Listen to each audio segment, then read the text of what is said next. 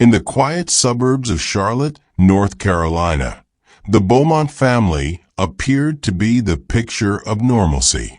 Their modest home, nestled among towering oak trees, was the embodiment of suburban bliss. But that idyllic image would be shattered when neighbors began reporting a strange, unsettling odor coming from the family's garage. What seemed like an ordinary day quickly turned into a chilling mystery. Police arrived at the scene, unsure of what they were walking into. Inside the garage, they were confronted with a horrific discovery. The bodies of Sarah and Michael Beaumont, along with their teenage daughter, Emily. The house, once a haven of peace and love, now felt eerily empty. The only survivor of the tragedy was Jamal, their adopted son. His presence in the house should have been a sign of hope, but as detectives started piecing together the details of that night, his account of events began to fall apart. Why did Jamal fail to seek help when things clearly went wrong?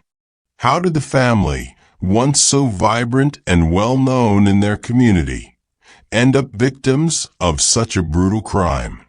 As the investigation unfolded, a tangled web of secrets, lies, and a hidden motive involving inheritance and betrayal began to unravel. The search for truth had only just begun. The Beaumont family had long been admired by their neighbors in the tranquil suburbs of Charlotte. Sarah and Michael, a well-respected couple, had built a life together that many envied. Sarah, a schoolteacher known for her warmth and dedication, had a nurturing spirit that extended beyond the classroom, while Michael, a successful local businessman, was often seen as a pillar of the community. Together, they had raised their daughter, Emily, a bright and promising teenager who had dreams of one day becoming a doctor. But it wasn't just their biological daughter who made up their family. Jamal, an adopted son, had entered their lives when he was just a young boy. From the outside, it appeared that the Beaumonts were the epitome of a loving, stable family. They shared their lives with friends and neighbors, participating in local events and supporting charitable causes. The picture they presented to the world seemed flawless, but beneath the surface, not everything was as it seemed. While the family appeared perfect, the reality of their relationships, especially the one between Jamal and his adoptive parents, was more complex than anyone could have imagined. As the investigation into their tragic deaths would later reveal, Jamal's integration into the family had been marred by long-standing tensions and buried secrets. The love and care he received from his adoptive parents was not enough to erase the emotional scars that ran deep within him. For more details on the unsettling journey that led to the Beaumont family's untimely deaths and the shocking truths that emerged, make sure to subscribe to Beyond the Evidence. Stay with us as we uncover the mysteries behind this tragic story, piece by piece. The Beaumont family, from the outside, appeared to be the ideal representation of suburban happiness, a family united by love, respect, and shared goals. But as investigators delved into the details of their lives, they uncovered a much more intricate web of relationships. While Sarah and Michael were the central figures, their adopted son, Jamal, became the key to understanding what went wrong. Sarah, a schoolteacher, was known for her compassionate nature. She had dedicated her life to nurturing young minds, and her home mirrored that devotion. She was patient, understanding, and always the first to offer a helping hand. Michael, her husband, was a successful businessman. He had worked hard to build a comfortable life for his family, but his business dealings often kept him busy and away from home. He was well regarded in the community, a man who seemed to balance his professional life with a personal commitment to his family. Emily, their teenage daughter, was bright, charismatic, and well-liked by those around her. She had dreams of becoming a doctor, and her parents supported her wholeheartedly. The family appeared to be well-connected, always present at local events, giving back to the community, and cultivating an image of perfection. Then there was Jamal, the adopted son. His arrival into the Beaumont home had been filled with hope and promises of a fresh start. As a young boy, Jamal had faced a troubled past, having been taken into foster care after his biological parents struggled to care for him. When the Beaumonts adopted him, it seemed like a perfect solution for a child in need of love and guidance. Yet, despite the seemingly perfect setup, there was a quiet, invisible tension in the family. Jamal, for all his parents' efforts, never truly seemed to fit in. His adoption, while initially filled with joy and optimism, came with its own set of challenges. Sarah and Michael worked tirelessly to provide for him, but as Jamal grew older, subtle signs began to emerge that he struggled with deeper issues that were not immediately visible to the outside world. He had a troubled relationship with his own identity, always feeling out of place in the Beaumont family. As investigators uncovered more about Jamal's past, they found a series of small but telling details that painted a picture of a young man who harbored resentment.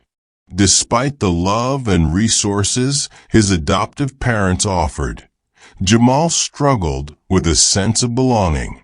He was caught in the liminal space between two worlds, one defined by his biological family's abandonment, and another shaped by the Beaumonts' high expectations.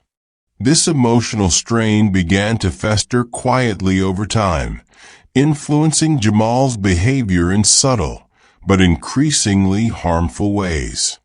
Yet, it wasn't just Jamal's internal struggle that caused tension in the household. Sarah and Michael's relationship, while outwardly stable, had its own complexities. Michael's demanding work schedule often led him to be absent from family life, and this created a sense of isolation for Sarah. She carried the emotional weight of the household, particularly when it came to managing Jamal's needs, which were often more complicated than Emily's. This gap between Sarah and Michael's roles in the family left Sarah feeling both overburdened and unsupported at times. Emily, meanwhile, seemed to be the golden child, academically driven, socially well-adjusted, and beloved by both of her parents. But as the family dynamics shifted, there were signs that even she had begun to feel the weight of the household's undercurrents. The competition for attention and approval between her and Jamal, though unspoken, was palpable. Jamal's need for affirmation often collided with Emily's more traditional path of success, and the friction that resulted only deepened the rift between the siblings. The hidden tensions between Jamal and the rest of the family became clearer as the investigation unfolded. The love that Sarah and Michael had so desperately tried to offer Jamal may not have been enough to overcome the emotional walls he had built over the years. In fact, Jamal's growing resentment and his struggle with his identity would ultimately lead to a series of decisions that would shatter the family forever. The first inkling that something was amiss in the Beaumont home came from the most unexpected source: their neighbors. It was a quiet Thursday afternoon when the calls started flooding in, all reporting a strange and overpowering odor emanating from the Beaumont's garage. At first, the neighbors thought it was a minor issue, a broken pipe, perhaps, or something more benign. But the smell grew stronger over the course of several days, eventually becoming impossible to ignore. It was a stench so foul, it sent waves of concern rippling through the neighborhood. When the calls reached the local police, officers were dispatched to investigate. They arrived at the Beaumont residence expecting to find a simple, albeit unpleasant, cause for the smell. What they discovered, however, was anything but simple.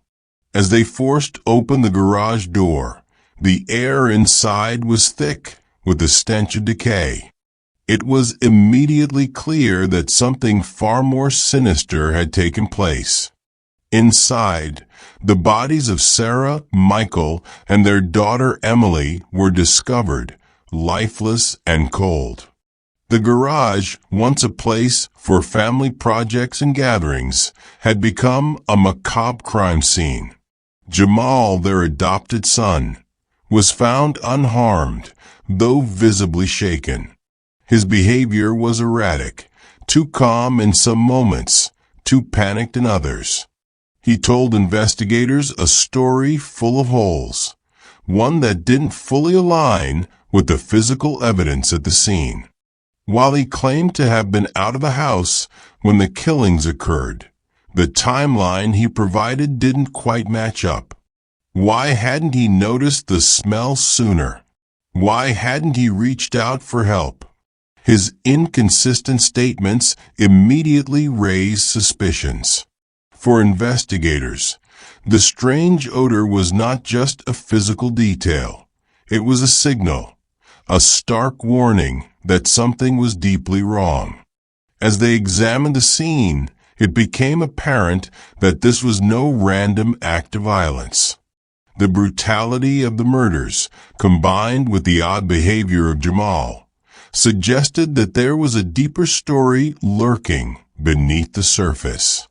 Jamal's actions and the strange timing of the initial reports about the smell began to suggest that his version of events might not be the whole truth. At the same time, some of the early warning signs about Jamal's behavior became more pronounced. Neighbors recalled that in the weeks leading up to the murders, they had noticed subtle changes in him. He was more withdrawn than usual, often seen pacing in the yard or staring off into space. Jamal's once quiet presence had shifted, and those who had known him well began to feel uneasy in his company.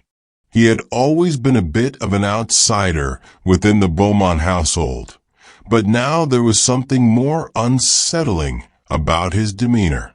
As the investigation unfolded, it was clear that the scene in the garage wasn't just the tragic outcome of a sudden, violent outburst.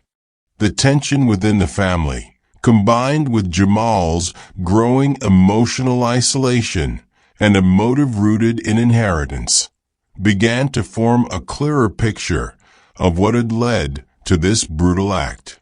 The strange odor was not only a harbinger of death, it was a warning that something far darker had been brewing for months, if not years.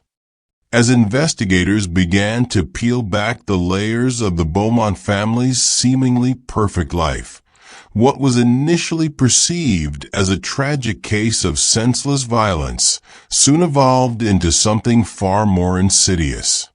The inconsistencies in Jamal's account of the events leading up to the murders began to raise more questions than answers.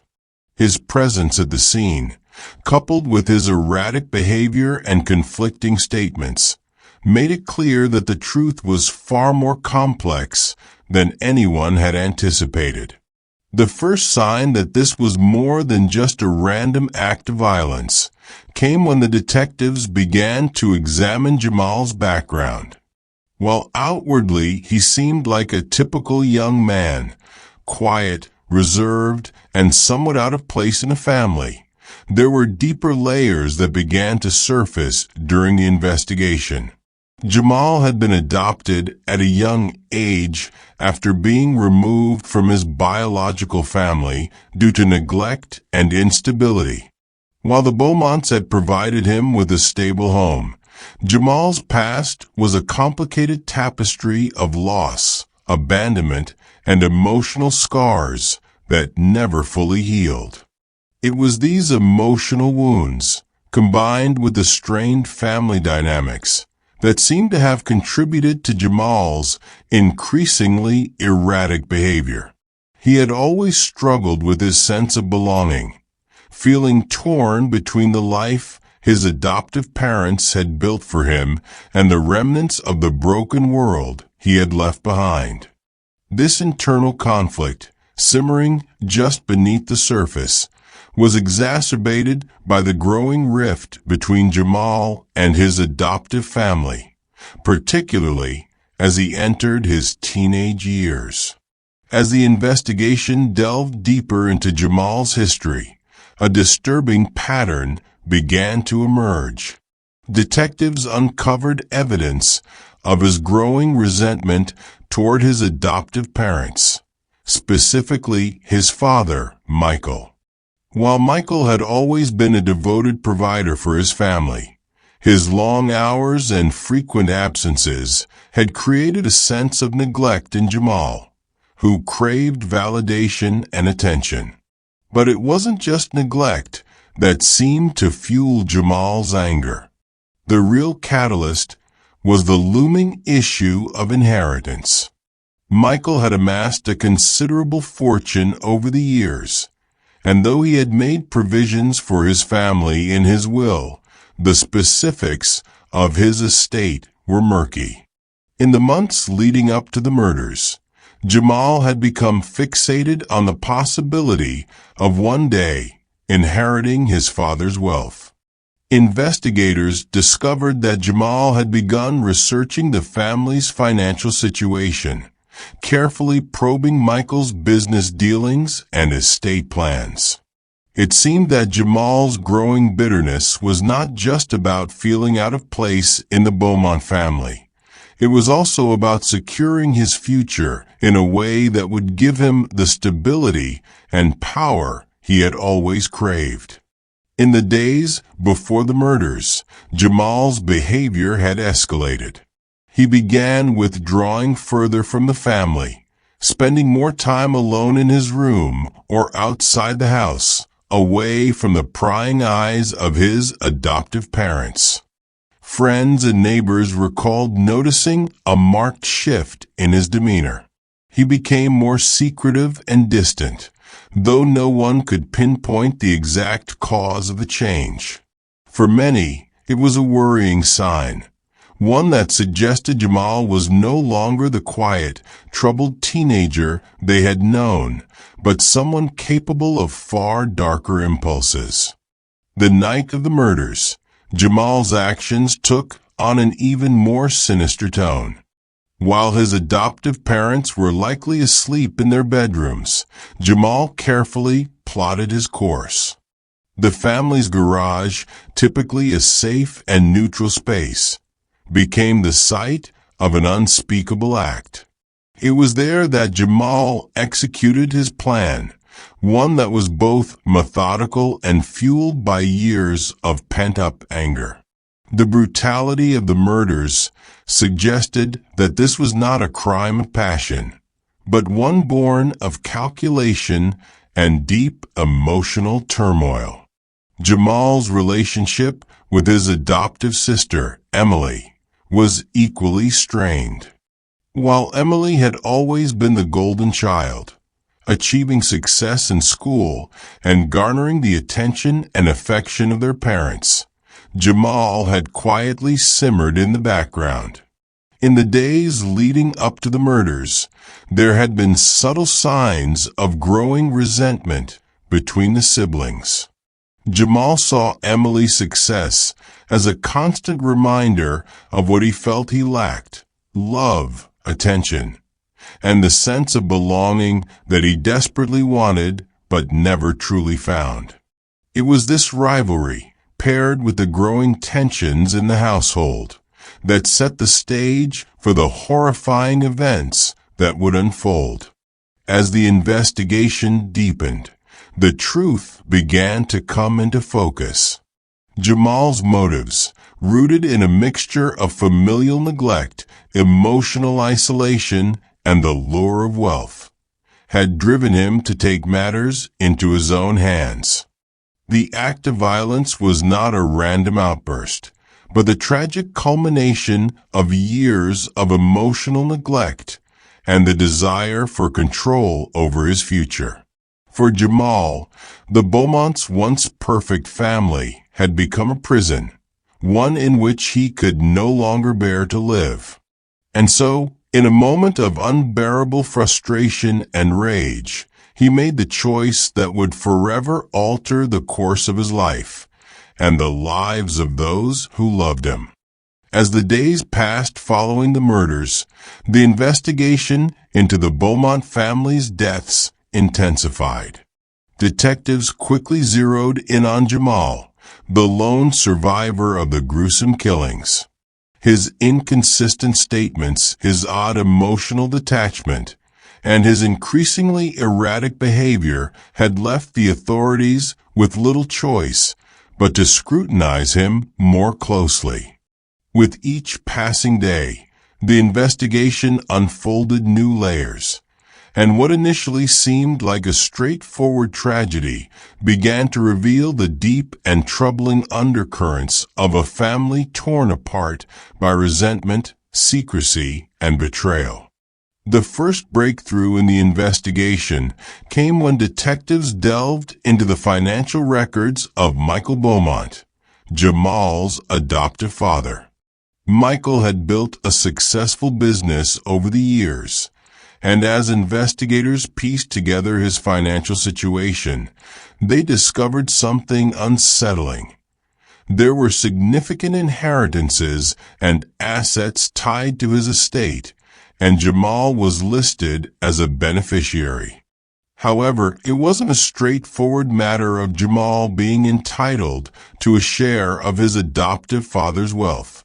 It became clear that the distribution of Michael's assets was complicated, with many of the details purposefully vague. This secrecy about Michael's financial affairs, combined with Jamal's growing obsession with the inheritance, raised red flags. Was Jamal motivated by a desire for financial control? Had his bitterness toward his adoptive parents been the driving force behind the murders? Investigators dug deeper into Jamal's recent activities. They discovered that, in the months leading up to the murders, he had been researching his father's business dealings, seeking out information about the family's assets and financial future. This fixation on money was not new. It had been building for some time. Jamal's sense of entitlement, combined with a feeling of neglect and rejection from the family, created a toxic mix that slowly pushed him toward a breaking point. The investigators began to suspect that Jamal had killed his adoptive family not out of anger, but as a means of securing his future, an inheritance he believed he was entitled to, a way out of the emotional prison he felt trapped in. Further investigation into Jamal's interactions with his family members painted a picture of mounting tension and simmering resentment. Neighbors and friends who had once described Jamal as a quiet but polite young man began to reveal a darker side. They spoke of his increasing bitterness and his volatile mood swings. For months, Jamal had withdrawn from his family, becoming more reclusive, spending long hours alone. There were moments when he had seemed unusually preoccupied with his future, his financial prospects, and the thought of what he could inherit once his adoptive parents were gone. Some even recalled overhearing conversations where Jamal had mentioned how he felt his adoptive father didn't appreciate him, how he was tired of living in the shadow of Emily, the golden child. The strained relationship between Jamal and Michael, already marred by years of distance and emotional neglect, had become a critical factor in the eventual unraveling of the family. As the investigation moved forward, detectives also discovered troubling evidence about Jamal's relationship with his adoptive sister, Emily. The two siblings had never been close, and though outwardly they had shared a bond of familial love, it was clear that Jamal resented Emily's success and the attention she received from their parents. The tension between the two had been building for some time, and it was evident that Emily's position as the favored child in the family had only worsened Jamal's feelings of isolation. Emily's dreams of becoming a doctor had been a source of pride for her parents, but for Jamal, it was yet another reminder of his perceived inadequacies. The competition between the siblings, though never openly acknowledged, festered beneath the surface, adding another layer of bitterness to Jamal's growing resentment. The detectives' breakthrough came when they uncovered a hidden journal belonging to Jamal. It was filled with cryptic entries that detailed his thoughts on his family, his feelings of abandonment, and his desire for control over his life. In one entry, Jamal had written about his frustration with his adoptive parents and his jealousy of Emily. He described the overwhelming pressure he felt to live up to their expectations, and how, in his mind, he had nothing left to lose. It was a chilling revelation that confirmed what the investigators had suspected all along.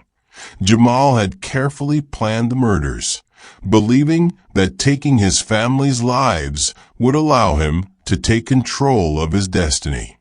The final piece of the puzzle came when forensic evidence confirmed that the murders had been committed with deliberate precision. The brutality of the killings, while shocking, was not random. It was a calculated act. The investigators could see that Jamal had been carefully planning this for months, waiting for the right moment to act. It became clear that his emotional and financial motives had collided in a tragic, irreversible way. His desire for inheritance and the deep-seated resentment he felt toward his adoptive parents had driven him to commit the ultimate betrayal, the murder of the very people who had given him a chance at a new life. The revelation sent ripples through the community. The neighbors who had once known the Beaumonts as the picture of familial perfection now struggled to reconcile the tragic deaths with the lives they thought they had understood. For Jamal, the consequences of his actions were just beginning to unfold. The truth had finally emerged, but the damage was done. The Beaumont family was gone, and Jamal would have to face the consequences of his choices, a future irrevocably altered by his own hand. The consequences of Jamal's actions were swift and unforgiving. As the investigation reached its conclusion, it became clear that he had meticulously planned the murders. His once unremarkable life had been overshadowed by a tragic decision that shattered everything he had known. In the courtroom, Jamal faced the charges for the brutal slaying of his adoptive family, his parents, who had given him a stable home, and his sister, whose success he had envied. The legal proceedings unfolded, and Jamal's fate was sealed. He was convicted of all charges, and the jury deliberated long and hard before delivering the verdict. Life in prison without the possibility of parole. For Jamal, the weight of his actions became an unbearable burden. The public, once sympathetic to his tragic status as a surviving family member, now saw him for what he truly was, a perpetrator of one of the most heinous acts imaginable. The court's decision was a reflection of the deep emotional and financial turmoil that had driven him to take the lives of his family. While the legal consequences were clear, the personal reflection for Jamal, and for those who had once cared for him, was far more complex. As the media followed the case, the community was left to grapple with the unsettling realization that the perfect family they had once admired had hidden so many fractures beneath the surface. For the Beaumont's friends, neighbors, and colleagues, the tragedy was not just a loss of life, but a profound reminder that even the most seemingly stable families can harbor untold secrets.